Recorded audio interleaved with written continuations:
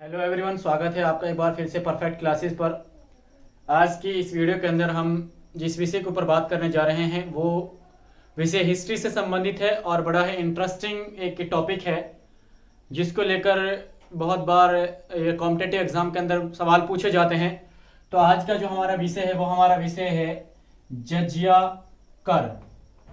जी हाँ, जजिया कर क्या था, जजिया कर क्या था, किसने लागू किया था, कब लागू किया था और किन लोगों के ऊपर इसको लागू किया गया था और इसकी असली वजह क्या थी, यानी इसको लागू करने का जो असल मकसद था वो क्या था।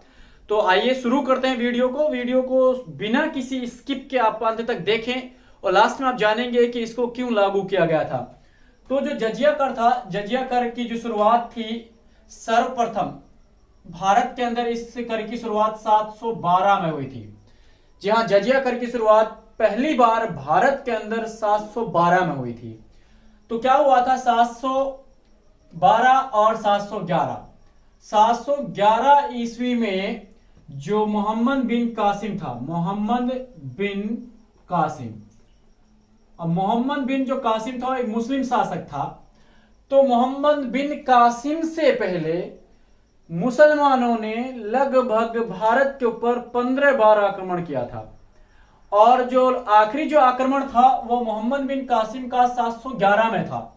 711 में मोहम्मद बिन कासिम ने सिंध के ऊपर आक्रमण किया। जो मोहम्मद बिन कासिम था इन्होंने सिंध के ऊपर अटैक किया और उस समय जो सिंध का जो राजा था उसका नाम था दाहिर। तो क्या होता है, जब मोहम्मद बिन कासिम ने सिंध के ऊपर जब यानी अटैक किया तो उस समय जो दाहिर था उस दाहिर को हराकर, दाहिर जो शासक था उसको हराकर इन्होंने यहां पर अपना कब्जा कर लिया था और 7 से 12 में इन्होंने मुल्तान के ऊपर कब्जा किया। तो मुल्तान और सिंध के ऊपर कब्जा करने के बाद अब मोहम्मद बिन कासिम पूरी तरह से हिंदुस्तान के अंदर अपने पैर जमा चुका था। अब सबसे पहले शुरुआत होती है भारत के अंदर, जो उसका सबसे पहला जो काम था वो था जजिया कर का। जी हाँ, जजिया कर जो सर्वप्रथम लगाया था वो मोहम्मद बिन कासिम ने लगाया था और इन्होंने ये कर देहल से लगाया था। देहल, तो जो सिंध था उसके अंदर जो एक जगह है उस जगह का नाम है देहल, वहां से इन्होंने 712 में जजिया कर की शुरुआत की थी मोहम्मद बिन कासिम ने। अब जो जजिया कर था ये किन लोगों के ऊपर लगाया गया था? जो जजिया कर था वो मूल रूप से जो गैर मुस्लिम लोग थे उनके ऊपर इसको लगाया गया था। यानी मुसलमानों को छोड़कर जितने भी संप्रदाय भारत के अंदर थे उस जमाने में उन सारे संप्रदायों के ऊपर मोहम्मद बिन कासिम ने एक टैक्स लगाया था, एक कर लगाया था जिसको जजिया कर के नाम से जाना जाता है। तो एक बात तो ये क्लियर हो गई कि जो जजिया कर की शुरुआत थी वो मोहम्मद बिन कासिम ने भारत के अंदर सर्वप्रथम की थी और ये जो शुरुआत थी वो देहल से हुई थी। और देहल नहीं, पूरे भारत में जितने भी गैर मुस्लिम लोग थे उन सारे गैर मुस्लिम लोगों के ऊपर एक धार्मिक कर था।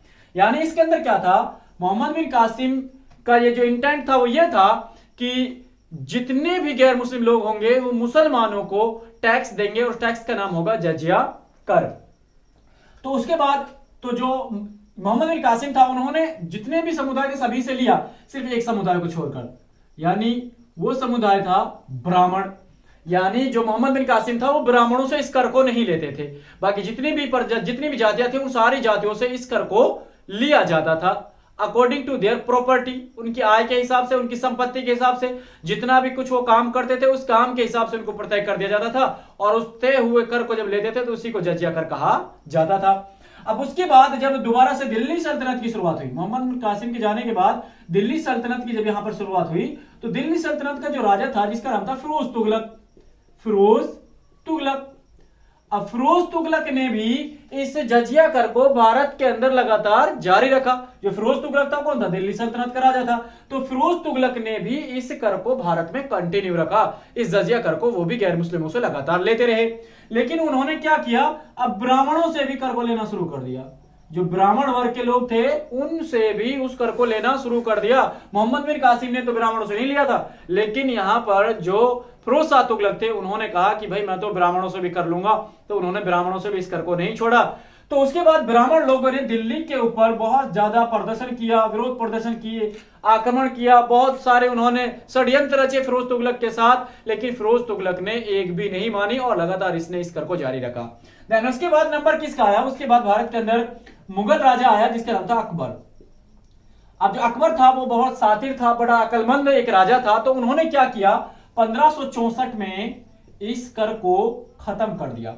भारत के अंदर जो बहुत दिनों से एक कर लगा रहा था हिंदुओं के ऊपर, गैर मुस्लिमों के ऊपर, उस कर को मोहम्मद जहीरुद्दीन बाबर, जो मुगल एम्पायर का एक सम्राट था, उन्होंने 1564 में आकर इस कर को भारत के अंदर से समाप्त कर दिया था। अब थोड़ा सा रिलीफ मिला गैर मुस्लिम लोगों को कि अब चलो ऐसा तो हुआ कि जो कर है वो पूरी तरह से खत्म कर दिया गया है। तो बात यहीं पर नहीं रुकी, फिर दोबारा से 1575 में इस कर को पुनः लागू कर दिया गया और अब खलबली मच चुकी थी, क्योंकि जो गैर मुस्लिम लोग थे, गैर समुदाय के लोग थे, उन्होंने अब इस कर को देने से मना कर दिया था। लेकिन कर देना उनकी मजबूरी थी, क्योंकि उस समय जो कोड़ा होता था वो शासक के हाथ में होता था और शासक की एक भी बात को कोई उलट नहीं सकता था।